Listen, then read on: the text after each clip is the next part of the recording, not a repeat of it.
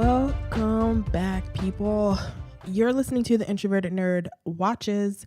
I am your host, Reese, and I'm back for more Fear the Walking Dead.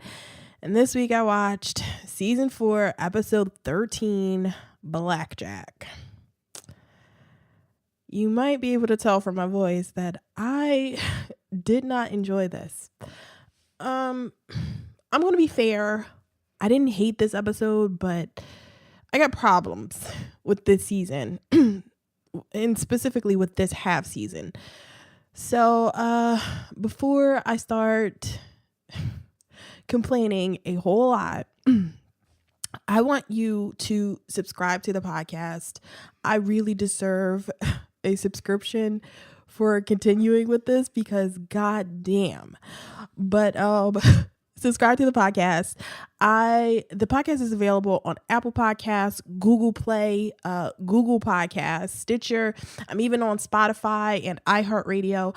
I am everywhere you get your podcast. So subscribe, rate and review the podcast for me. And I don't know. Let's get into this. Because blackjack. First of all, I don't know what the blackjack stands for. Like the blackjack, I'm thinking of is like the game, like 21 blackjack. So I'm like, was it about everybody taking a gamble? Morgan taking a gamble? I'm not really sure. I mean, people were taking a lot of risks in this episode, sort of needlessly taking risks, but I don't know that that has anything to do with blackjack. And I don't even know that I care that much, but, so yeah. This episode is Blackjack. I'm just okay. Overall, this wasn't a terrible episode, but it was another episode where it's just spinning wheels. Like we're not really moving. Like we got some of the group back together again, or Luciana is back with the group with Morgan. We saw everybody in this episode, which, I mean, I guess is a good thing. Alicia and Charlie were barely in the episode, but they were there. If you squint, you saw them. So, and then the garbage woman or the filthy woman or whatever the fuck you want to call her. I call her the garbage woman because I don't know. I just think the garbage woman sounds better. And yeah, so I call her the garbage woman. She's called the filthy woman. I don't, or apparently that's what they call her. I don't watch The Talking Dead. So, or is it called Fear the Talking Dead? Or is it just still The Talking Dead, that Chris Hardwick show? I don't know. Whatever. I don't watch that show because I have a real problem. I mean, outside of the fact that I think Chris Hardwick is like a real hack and he's just not funny and he's awful. I have real problems with the things they do on that show because do I really want to get into my whole Talking Dead thing? Okay, this will be quick. I don't like that they use the Talking Dead to explain shit that was supposed to be in the show. And I've never watched it for the Fear the Walking Dead, so this may be different, but specifically for The Walking Dead, stuff happens on that like people say names, like generally it's just like stuff they didn't put in the show, they like explain it. What really got me was Abraham's entire backstory was explained on The Talking Dead. It was not on the show. So, they explain Abraham's whole backstory and then they use that like it's canon. So as a fan of The Walking Dead, you're supposed to know the information that they give you about Abraham's backstory on that show, and you're supposed to use it like it's canon, like they put it in the actual show. So I have a real problem with them doing that, with them using that show that way, and I think it fucking sucks, and it's just really weak. So, yeah, that's just one of my problems with The Talking Dead. Thank you for staying for my TED Talk about The Talking Dead. Anyway, back to Fear the Walking Dead and this episode. So it was just, like I was saying, another episode of just spinning wheels and like nothing really significant happening, I don't think. Yeah, there's also, I mean, this feels like, it feels like Scott Gimple is just like jizzing all over this show, because this is basically like they're taking large chunks of The Walking Dead. And I don't like that either. They're trying to use June and John Dorie, at least in my opinion, they're using June and John Dorie the way they were using Glenn and Maggie back in season 4. This whole half season, or at least so far, has been the back half of season 4, on the road to Terminus and, after the prison fell. So yeah, that's what this has been. And I have just been seeing it all over the place. Especially like it's just like reusing everything from the Walking Dead, and I don't like it. In a lot of cases, I don't think it's earned. So yeah, your girl has real problems with it. On the plus side, though, I do have really good tea right now. If you care, I'm drinking salted caramel tea, and it tastes really good, and it's like really cold outside right now, so I'm taking a sip. And I also have a new tumbler, so for my hot tea. So these are the things that make me happy right now when the show is not doing its job. So Morgan is being I really don't like Morgan right now. He's really annoying. And I feel like Morgan is another thing that I think is on repeat, wheel spinning on repeat. Morgan is doing kind of the same thing that he was doing on The Walking Dead back in season 6 by trying to help the garbage woman. Morgan has decided, I guess he's back on his no-kill thing. And so I feel like the garbage woman is sort of a stand-in for the wolves. Like, she is almost exactly like the wolves at this point, to me. She is all about that chaos. She just wants to destroy everything. It's been a minute since I've seen the wolves, so they're not like at the forefront of my mind, but she's just very similar to the wolves right now. She just wants to, she's basically search and destroy, take everything from these people, destroy everything, and then, keep moving on. And that's kind of the wolves' philosophy. They just wanted to, their philosophy was just, the world is dying, we should let it. Or maybe Enid said that, but it's, basically the wolves' philosophy. She summed it up very nicely. So, and it's like we're 3-4 years in, I don't know at this point, but Morgan knows better. And I'm tired of him. I was listening to some other podcasts, and they were talking about how Morgan was brought to Fear the Walking Dead because I think it was Scott Gimple that told him that, they have more stories to tell from, the Morgan point of view, and he wouldn't get the time that he needed to tell those stories on The Walking Dead. So they brought him over here. They're not doing it though. It's the same thing. It's the same Morgan. And Lenny James is a great actor. I love Lenny James. I'm kind of done with Morgan. the Morgan experiment is just not working for me on Fear the Walking Dead. Like I was done with Morgan on The Walking Dead. I just feel like we need to move on from Morgan at this point. I understand that you don't want, he's a great actor. You don't want to kill off a great actor like him. But if you don't have anything for him to do and you're just going to repeat the shit that he's been doing for the last, since when did he come back to The Walking Dead? The end of season 5, beginning of season 6, something like that.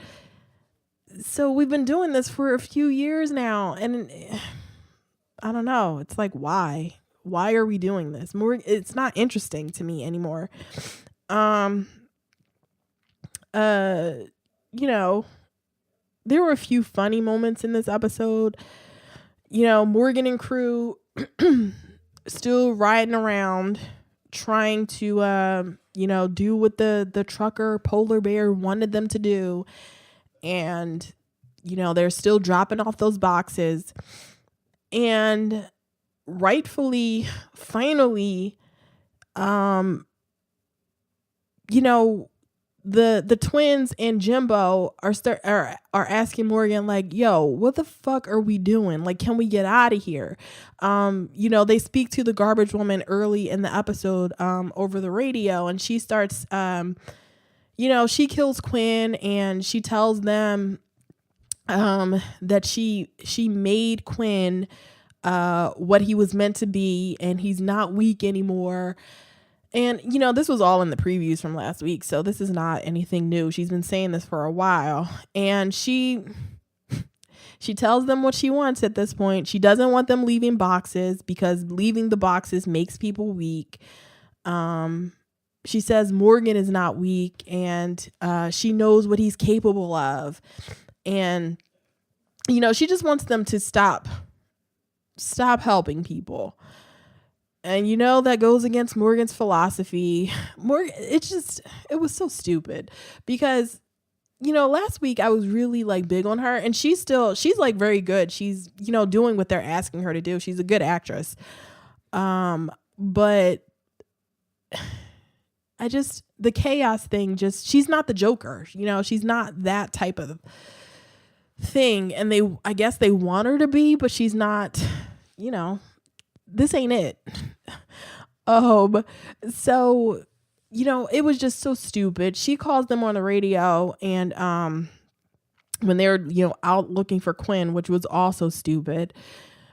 And she says Morgan's name, and Morgan's like, how'd you know my name? And I'm like, how couldn't she know your name? Like, the only thing she doesn't know is your goddamn social security number.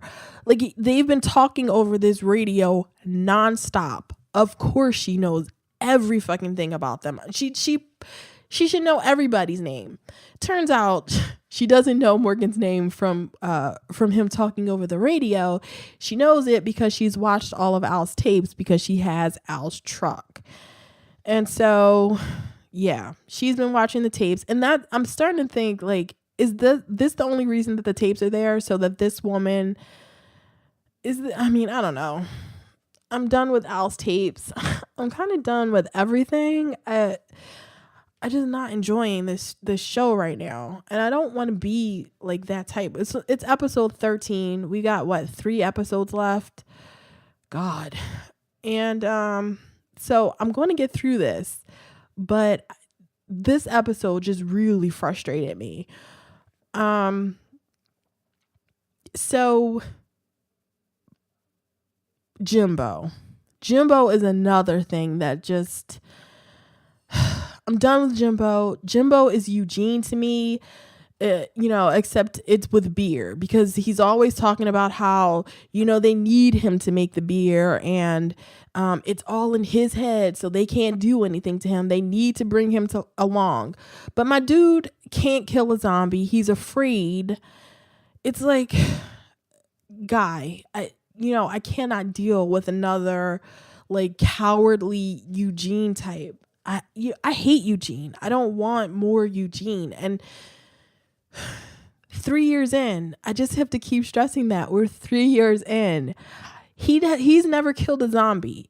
He's, Purvis walks up. I don't know how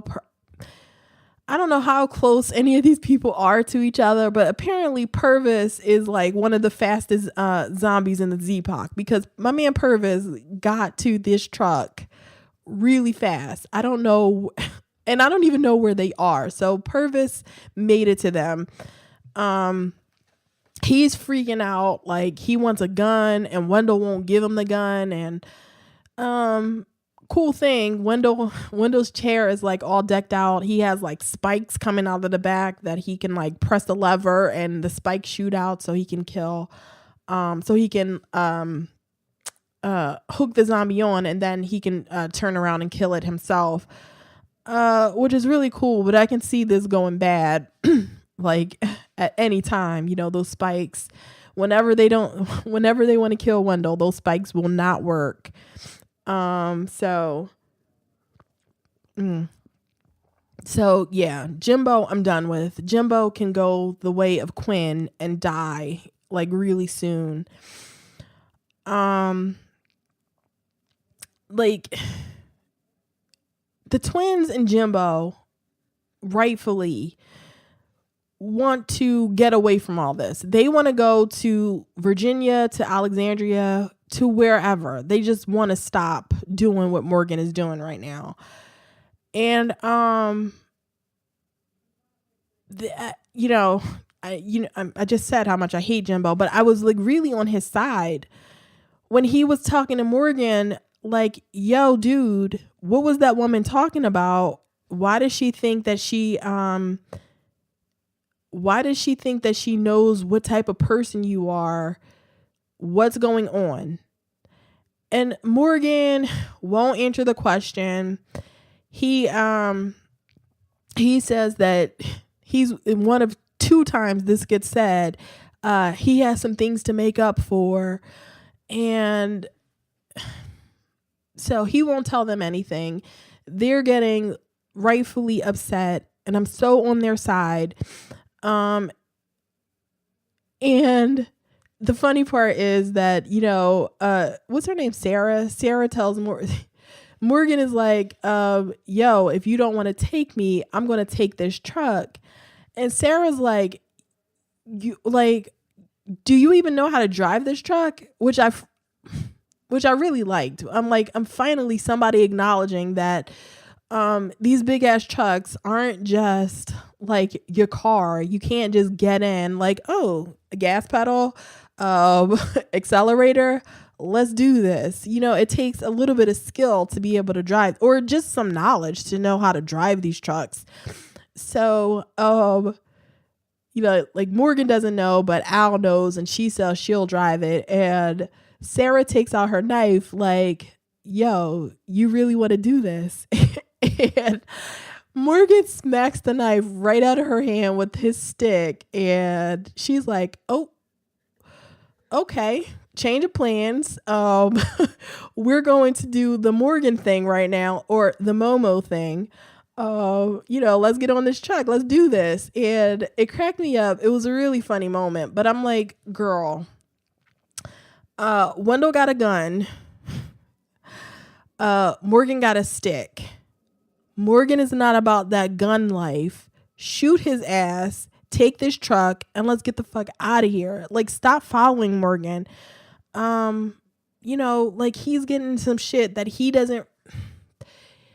I wonder if it's arrogance on Morgan's part. Like, arrogance that he just needs to save people. He believes that he knows the way, and like the arrogance of believing that everybody is just going to come to his side if he just makes the right argument. And it's like, my dude, you can't save everybody. I don't know how often this has to be said, but you cannot save everybody. I mean, Quinn said it. It's been said on The Walking Dead a number of times. People have to make decisions. You cannot just you can't do what Morgan is doing. And I feel like this is a whole other wolves thing where he kidnaps the wolf and he tries to do the cheesemaker thing on him and it doesn't work. Everything goes up in chaos. Tons of people get killed. And, Morgan, the wolves are attacking the place. Morgan refuses to kill any of the wolves and he's just scaring them away. And it's like, Morgan, he's just so frustrating and it's not interesting anymore. I'm done with it. So let's move on to John Dorie and Strand. I'm glad to have these two characters back, but this is another thing. Like they begin this episode on there was a flash flood. They get stranded on this, island, in a ranger station or, a ranger station. They have a ton of supplies, food, everything. And they, Dorie is like the perpetual optimist. Strand is the pessimist. He thinks, why are we even doing this? Dorie has something to fight for. He's trying to get back to June. This is the thing that I was saying is not earned. I'm sorry. That one episode, Laura, was not enough to make me believe that they are just this great love and they just need to get back to each other. I mean, that wore thin with Glenn and Maggie, and you had like a couple seasons invested in them. We got like 6 episodes invested in John Dorie and June. Nah, dude. Sorry. No. It's not working for me. Like the whole, I'm just going to be John Dorie's, I'm just going to be so single-minded, so focused on, I got to get back to June. I got to do this. I got to do whatever I got to do to get back to her. I have somebody I want to fight in this world with. And it's like, I love you, John Dorie, but nah, just nah, dude. I can't with them. So they spend the episode, Strand, is just basic. He spends the episode telling Dorie how foolish he was to even go out with him, how he should have stayed in the mansion with God's wine cellar, and that great Strand voice where he over enunciates, just being a pessimist, and he thinks he has nothing to live for. So yeah, that's his thing. John Dorie is like, he's the optimist. He tells Strand he needs to get back to June and Charlie because they're this ready-made family now. He found this piece of candy in his pocket, the licorice that June likes, and this is a sign. This piece of candy he holds up in Strand's face is a sign that he has to keep fighting, and that's what they have to do. So he spends the episode making bad boats, making like leaky rafts and boats to try to get across this water, to get across to the other side, to get to June, because that's what this is all about. Oh my God. So, they're not just impeded by the water. There is a giant alligator that's it's a giant, it's something like out of Jurassic World or something like that. This shit is, oh my God. So they finally get a sturdy enough boat to try to go across this water. And, Dorie has set up this whole alarm system type of thing where it's the horn that he got out of the car that he set up so that it will make enough noise to call the zombies to the water, so that to distract the alligator. I mean, it's a whole thing. to distract the alligator so that they can row across. And of course, the horn goes off. It stops working. The battery dies or whatever happens. And this was so ridiculous. So the horn stops, and the zombies are walking to the water. And when the horn stops, the zombies stop immediately. They're like, oh, I mean, it was so ridiculous. They stopped like right at the water. They're like, oh, horn stopped. Hey, it was two zombies. And the two zombies, they sort of like, they just sort of turned to each other like, okay, well, that's over now. Let's go do something else. Let's go do something. Like, really, the zombies just stopped. They're not like, once the horn stopped, they weren't like distracted by something in the water. Like, really? They just both turn around. Like, the horn stops. The two zombies immediately turn around and start walking away. And, this fourth, the alligator is like the smartest. He's the alligator is like the raptors from Jurassic Park. Like, he is like, he starts strategically attacking the boat the way that the raptors started attacking the the gate for weak spots and at Jurassic Park. It eventually gets to the point where the alligator busts a hole into the bottom of their boat. And John Dorie goes crazy. He wants to try to swim to the other side because they can make it. Strand is like, okay, fuck all that noise. I only came out here because I felt sorry for you. I'm done with this. Take out your gun, shoot your gun to call those zombies back, and we're going to swim back to this fucking ranger station. And John Dorie is like, no, we can make it. We can make it over to the other side. And Strand is like, hey, dumbass, you couldn't even row. Like, how are you going to swim over to the other side with a fucking alligator in the water? Stop this. And while I understand, like, just in general, I agree with the John Dorie way of thinking that you have to think positively in these situations. You can't give up. You have to keep fighting, blah, blah, blah. Agreed. But Strand was right in this situation. Like, you got a hole in your boat. You could, like, Dorie, when they were trying to paddle their way across, he's still hurt. He ends up dropping his paddle in the water. So it's like, we got to go back to where it's safer. I mean, and Strand wasn't saying it that way. Strand was being a dick about it, but he was right in this moment.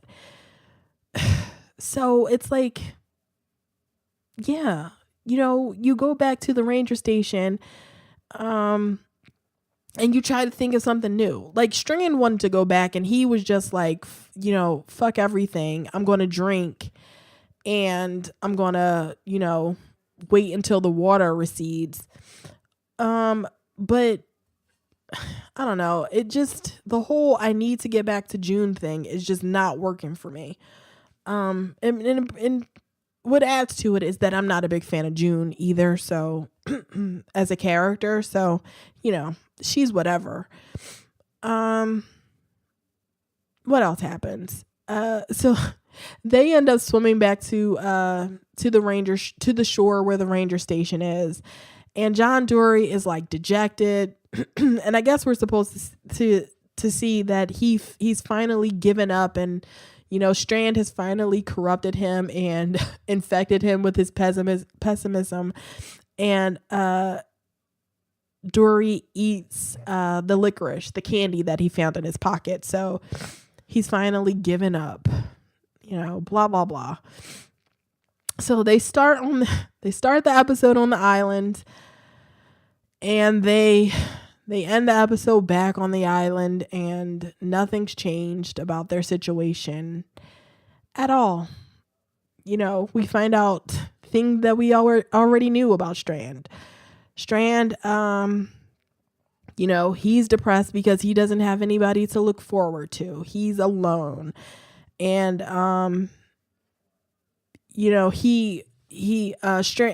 Dorie asks him why he drinks so much. And he says that he drinks to forget. And, to forget that he has nobody to drink with. And Madison was the person that he used to drink with. They were drinking buddies. So, I guess this is mostly about Madison, but, she's been dead. How long has she been dead is what I want to know. I don't know. So, Dorie ends by eating the candy, sitting on the bank of the I was going to call it a river, but I don't even this flood, sitting on the bank of this flood. And Strand is drinking a single malt whiskey that he found in a car because he has reverted to season 1 Nick, because he was up on like this car that was stuck on like a hill, trying to get the back off of it so that like the canopy back off of it so that Dorie can make the boat that they were on. And he gets distracted by the liquor that's in that's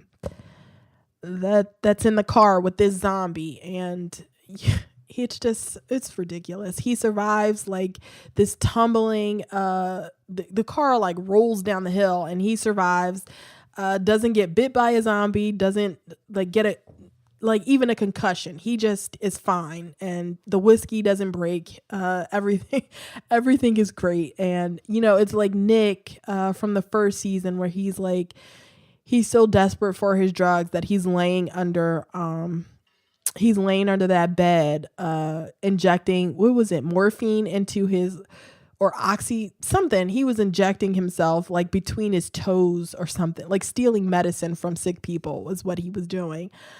And so Strand has like really fallen.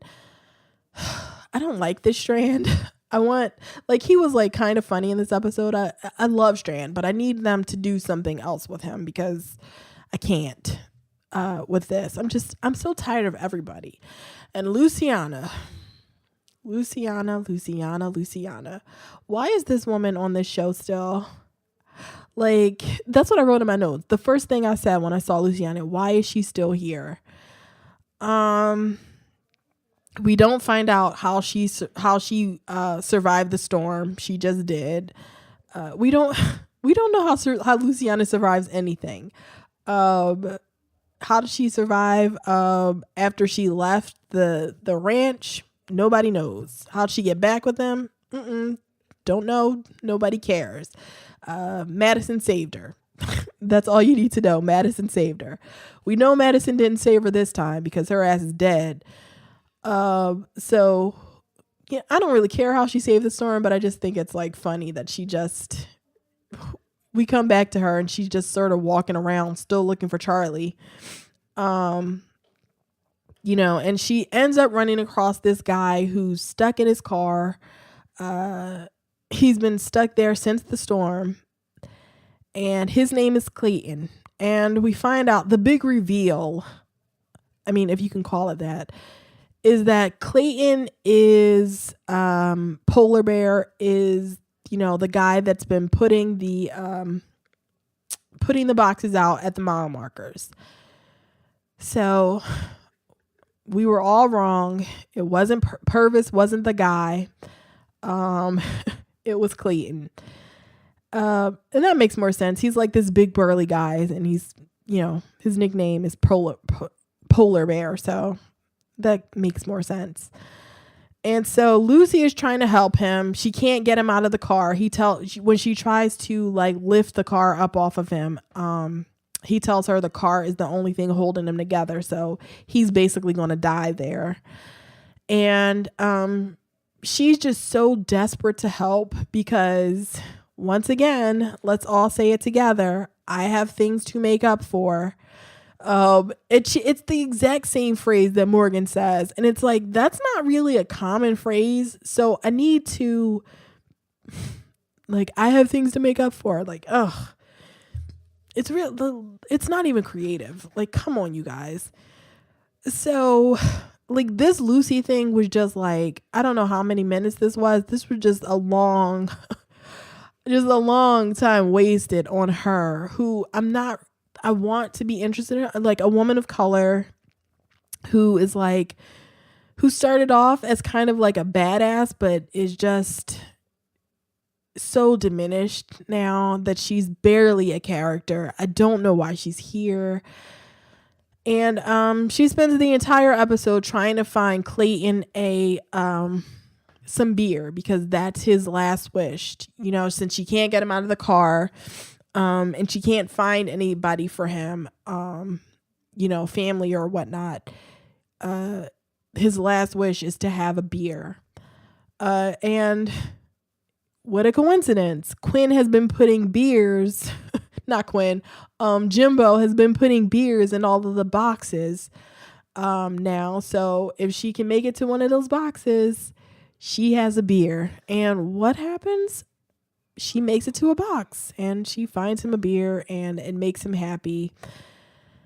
Blah, blah, blah. Oh my God. This was just so useless. I mean, if you wanted to know, if you just had to know who was delivering the boxes, like, well, I don't know why it wasn't Purvis. We didn't really need this guy. I guess they just brought him here because they didn't have anything to do with Luciana, and they needed to bring her back at some point. So it's like, yeah, you know, give her this guy. And he tells a whole story about how he tried to escape from the world before everybody died, before the Z-Pac. And once everything went to hell, he figured out that he had done the wrong thing, and since he didn't help anybody before things went bad, he could help people after they went bad. So that's what he's been doing by putting out the boxes. This is just so, like, do we need him to tell this story to explain this? And Luciana, this dumbass, didn't even get it. They're talking over the radio. And he's telling her this story over the radio, and she's like, after he says this, she's like, what does that mean? And he actually breaks it down and says, and I think he rolled his eyes, you know, the way that I did. I was like, yeah, polar bear, I feel you. He's like, this bitch, like, really, you don't get the story I just told? But she's like, he's like, Lucy, just because you couldn't help me doesn't mean you can't help other people, because she needed that explained to her. Like, the story was clear, Luciana. I mean, just because she's useless doesn't mean she has to be stupid. Anyway, one interesting thing, I mean, I guess maybe, is that he might know the garbage woman. When Lucy asks him if there's anybody, you know, looking for him, or, you know, that he might want to see, and he says the only person that might be looking for him is the only person he doesn't want to see. And I'm like, okay, I mean, it's kind of clear that that's the garbage woman. Because when we hear her on the radio, she calls for polar bear. So, she was obviously looking for him. Like, when Morgan heard her, like, back in, I don't know, whatever episode Morgan was at, that, like, the Quickie Mart. So I want to know what she is to him. Like, is she his wife or something like that? Like, if they were together, like, how did she fall, like, so far off from his message? Cause that bitch is crazy. So I want to know how, like, what happened to her that made her this way. Anyway, Lucy gets him a beer. She ends up, she's also one of those people that likes to talk on the walkie-talkie, like it's a goddamn cell phone, you know, talk into the nothingness, hoping that somebody hears her. So, when she's talking on the radio, she says, whoever's out there, whoever left these boxes out here, I just want to say thank you. You really helped, whatever, blah, blah, blah. And Morgan calls back because he recognizes her voice, and, he comes to pick her up. And Polar Bear has been keeping like a bunch of journals about where he's been storing stuff and, his whole operation. So he gives those to Lucy and she gives those to Morgan. And, they're all back together. Like, these people, Lucy is back with Morgan and Al and June. And it's like, but they're not really a group. Like, this worked in season 4 of The Walking Dead. These people that were all split apart and coming back together. This worked because they were all like this really close-knit group at the prison. And you wanted to see them get back together. Lucy has zero connection to June, Al, Morgan, and definitely not the twins and Jimbo. Like, she has zero connection to any of them. So, like, I mean, they barely know Morgan. They barely know each other. So frustrating. So, the final thing that happens is Charlie is out there repeating Alicia's mistakes because Charlie starts calling out on the radio, looking for people. And Alicia snatches the Alicia snatches the radio from her and is like, that could be a trick. That could be, somebody could be trying to set us up. And it's like, yeah, Alicia, we all know you're having flashbacks to when you were the dumbass speaking over the radio. So yeah, but it works out for Charlie because Morgan calls them back and he's telling Alicia that, we're helping people, just doing the Morgan things, giving too much information out over the radio. And I guess they just, everybody has short-term memory loss because they all forget that the garbage woman can hear all of their conversations. So she hears Morgan saying that he's still out there helping people. And she's like, see, Morgan, I warned you. I told you that she tells him, I gave you the chance to be strong. And she basically telling him, like, you disappointed me and I'm going to fix your ass. And Morgan gets out here doing his whole Morgan sermon, and he's it's so stupid. He's like, helping doesn't make you weak. It makes you strong, and I'm still going to help people, and I'm going to put out these boxes, and then I'm going to come back. I'm going to help people, and then I'm going to come back and help you. And it's like, Morgan, this woman does not give a shit about your whole Morgan thing. Like, she does not care. She does not want your help. Things aren't going to work out the way that you think that they are. And she basically comes back to Morgan like, no. She's like, I'm going to make you strong because you lose people, then you lose yourself.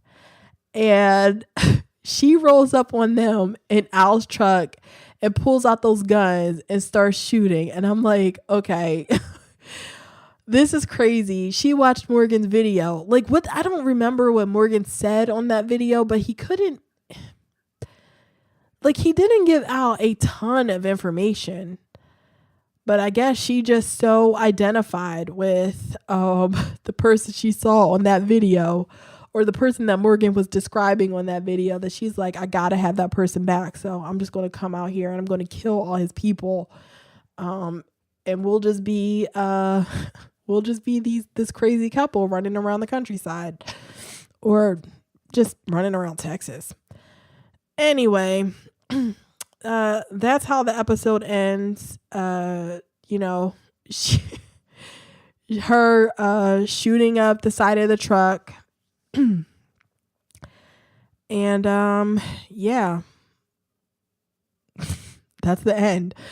Morgan is like, I need Morgan to learn a lesson. I really do. I need him to remember back to the wolves, to trying to save the wolves, and how that didn't help anybody, how that got a ton of people killed. I mean, and no, we didn't care about that because it was a whole bunch of those useless Alexandrians and nobody liked those people. But I need him to learn this lesson because Morgan never learned the lesson, and he, after that whole thing with the wolf that tried to save Denise after he kidnapped Denise,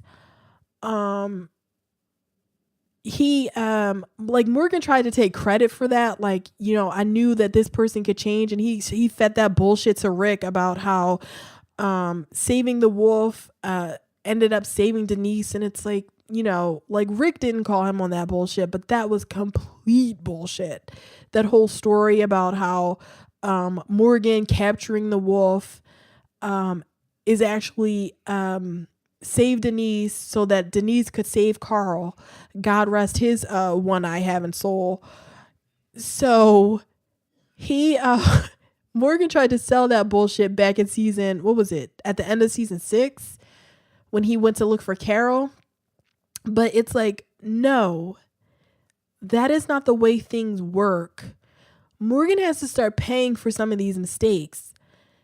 He can't keep doing what he's doing and not facing any consequences, because Morgan didn't help the wolf. The wolf helped Denise because of Denise. Like, Morgan was just annoying. Like, after Morgan's attempt to save the wolf, to change his ways, the wolf knocked him out, or I believe knocked him out, and kidnapped Denise. And Denise saved herself. Like, Morgan is just such a fuck up. I'm just so frustrated. I'm sorry, you guys. Don't hate me. I mean, like, if you're still enjoying this show, I want you to enjoy it. I'm not enjoying it. I'm done with this show after this season. And like I said, this wasn't the worst episode, but this was not. I didn't enjoy it. I don't like this show turning into The Walking Dead. It's not supposed to be that, and it's just slowly like pulling over things about The Walking Dead. It's like, we already did this in The Walking Dead. We need them to do something different. And if they're not going to do that, I mean, we're already watching, like, The Walking Dead really sucks right now. So I don't know. Whatever. I'm done.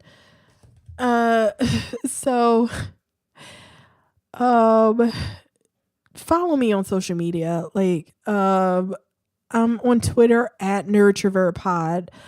My personal Twitter is, at the Miss Introvert. And I've been watching Iron Fist, and I'm live tweeting Iron Fist. So follow me at NerdTrovertPod.